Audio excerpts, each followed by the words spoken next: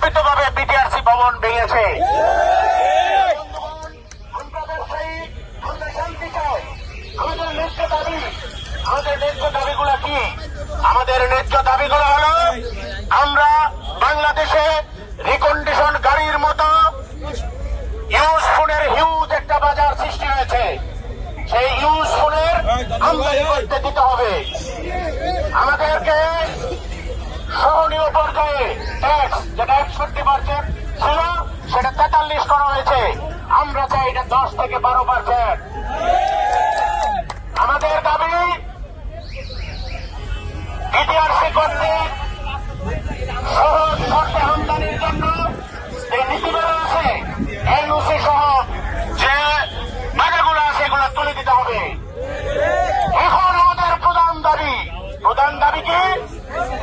আমরা এই আন্দোলন কর্মসূচি করতে গিয়ে আমাদের ভাইদেরকে মিথ্যা এবং ষড়যন্ত্র মামলা দিয়েছে। এই মামলা প্রত্যাহার করতে হবে এবং আমাদের ব্যবসায়ী ভাই বন্ধুদেরকে নিঃশর্ত মুক্তি দিতে হবে।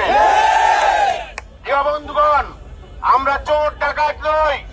আমাদেরকে যেভাবে গুলি, এয়ার সেল, গ্রেনেড দিয়ে যেভাবে আমাদেরকে নিক্ষেপ করা হয়েছে, আমাদের প্রায় 70 জন ভাইকে আহত করেছে।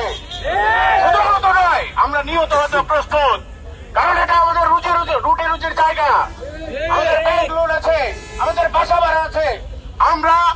আমরা বাংলাদেশের নাগরিক।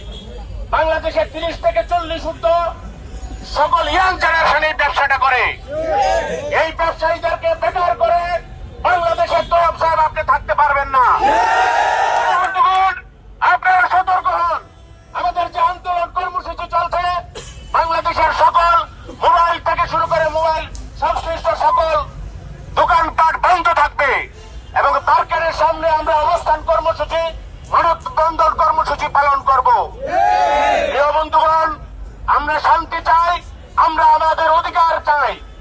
আপনারা যারা এখন বাংলাদেশে স্টেক হোল্ডার আছেন, আপনাদেরকে সবিনয় অনুরোধ করতে চাই।